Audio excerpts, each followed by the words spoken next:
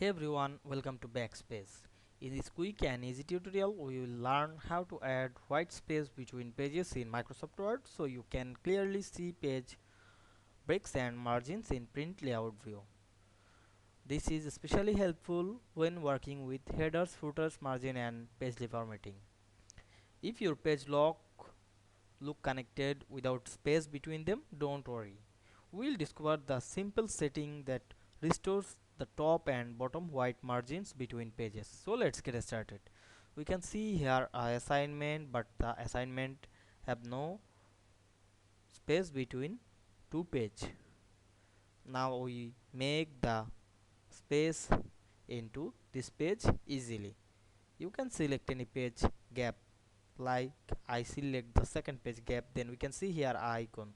Now double click to the icon on the middle of this page, then we can see we make the white space to this page. Here show the footer and the header.